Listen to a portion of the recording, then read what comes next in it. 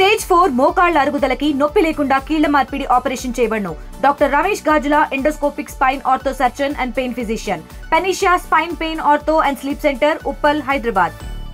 అతి క్రూరంగా అలాగే కొట్టి చంపినటువంటి ఘటన అయితే ఇప్పుడైతే తెలుగు రాష్ట్రాల్లో కూడా సంచలనంగా మారిన నేపథ్యంలో పోలీసులు ఇప్పటికే దీనిపై ఇన్వెస్టిగేషన్ అయితే మొదలుపెట్టారు. దానికి సంబంధించిన అనుమానితులను కూడా అదుపులో తీసుకుని విచారణ అయితే పక్కనైతే మొదలవుతుంది. ఈ యొక్క ప్రధానంగా ఏ విధంగా జరిగింది, దీనికి గల ప్రధాన కారణాలని కూడా ఇప్పటికే దాదాపుగా పోలీసులు అయితే విచారణలో బయటకు వచ్చినటువంటి పరిస్థితి ఉంది.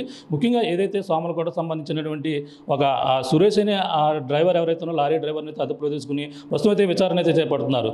దీనిపై ఈరోజు సాయంకాలం కల్లా ఒక క్లారిటీ వచ్చే అవకాశం అయితే కనబడుతుంది. కానీ ఇద్దరు తన ఏదైతే ఇది అక్రమ సంబంధ నేపథ్యంలోనే ఈ ఘటన జరిగినట్టుగా కూడా ఆ సమాచారం అయితే తెలుస్తుంది. నేపథ్యంలోనే తన ఎవరైతే మాధురితో పాటు ఇద్దరు చిన్నారిని కూడా అతి దారుణంగా ఏ విధంగా చంపారనేది కూడా అందరూ కూడా ప్రశ్నార్థకంగా మారింది. కానీ ఇప్పుడైతే ఈ యొక్క పెద్దాపురం ప్రభుత్వ ఆసుపత్రిలో కూడా ఈ యొక్క పోస్ట్ మార్టం నిర్వహించారు. పోస్ట్ మార్టంలో అనేక అంశాలు కూడా బయటకు వచ్చినటువంటి పరిస్థితి ఉంది.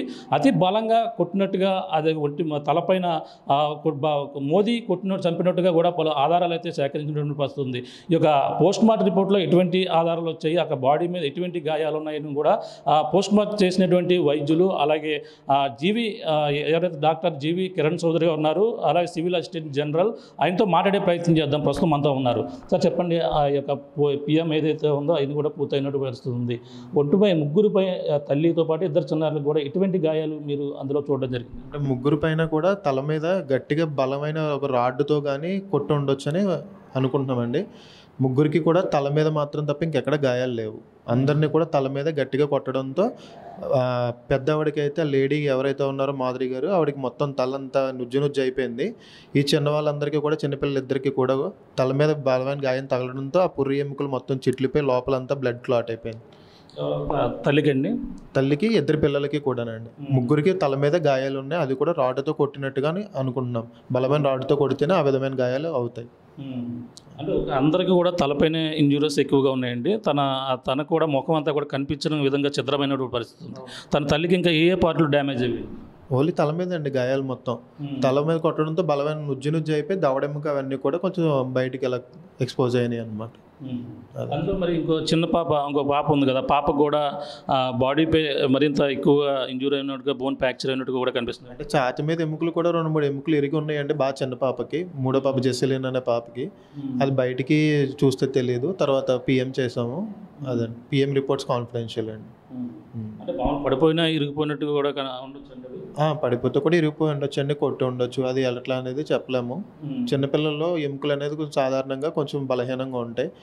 దానివల్ల కూడా జరిగి ఉండొచ్చు.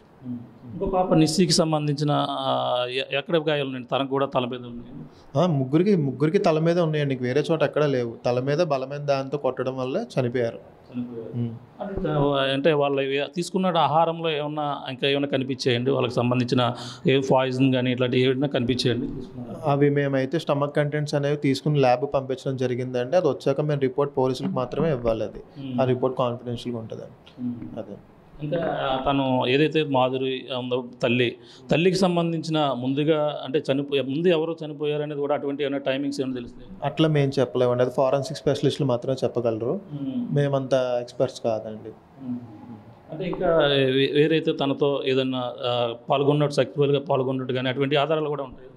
అంటే అది గర్భసంచి అనేది తీసి పెద్దవాడిది మాధురి గారిది ల్యాబ్ పంపించడం జరిగింది, పెథాలజీ ల్యాబ్కి. వాళ్ళు రిపోర్ట్ ఇచ్చిన దాన్ని బట్టి తెలుస్తుందండి ఏంటన్నది. అంటే ఇవన్నీ కూడా మీరు ఫర్దర్ ఇన్వెస్టిగేషన్ అయితే ప్రస్తుతం మీ దగ్గర అక్కడ బాడీపై ఎటువంటి గాయాలను అది మాత్రమే మీరు ఇస్తారు? అవునండి. అవునండి. మేము రిపోర్ట్లు పంపించిన దాన్ని బట్టి ల్యాబ్ నుంచి ఏవైతే వచ్చాయో ఆ ఆధారాలన్నీ మేము రిపోర్ట్లు రాసి పోలీసులకు ఇవ్వడం జరుగుతుంది. అంతే. ఫైనల్గా బలమైన రాడ్తో కొట్టితేనే ఇటువంటి గాయాలు? అవునండి. చాలా గట్టిగా కొట్టడంతో ముగ్గురు అలా స్పాట్లో చనిపోయి ఉండొచ్చు. వాళ్ళు అంటే కేకలు వేయలేదు కదా ఆ టైంలో, మరి తగలడం కేకలు వేయడం కానీ చుట్టుపక్కల ఏం తెలియలేదు అంటున్నారు.